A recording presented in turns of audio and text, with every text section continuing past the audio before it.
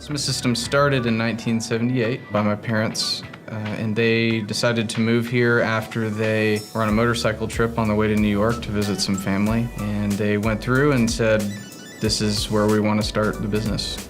I'm Will Smith. I'm the vice president here at Smith Systems. At Smith Systems, we manufacture speed, temperature, motion sensors for primarily the transportation industry, but other industries as well. We're kind of a niche manufacturer. We design the sensor to survive where it lives. We improve upon the existing OEM models, so oftentimes we're an aftermarket, but because we're so good at aftermarket, we've found ourselves making a lot of OEM sensors as well.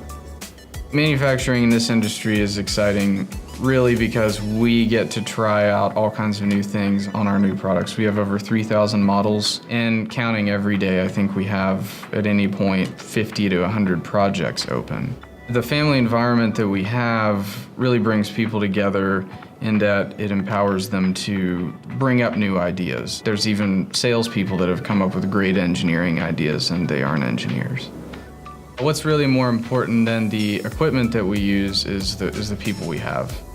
We work in a multidisciplinary team here with purchasing, sales, engineering, quality, all those departments that you see in other companies, but we're a bit more of a family in that we always get together and have these meetings and discuss the best way to accomplish something.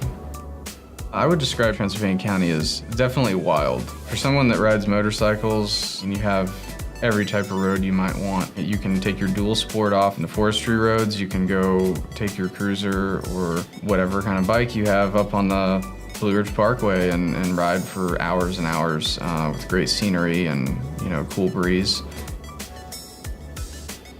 So I was born in Transylvania County, actually, right here in Brevard, and after college I decided that I was gonna try to do something else and go somewhere else for a job and moved to a couple different places, traveled around, and at no point did I find anything that was as laid back or great to come back to as here.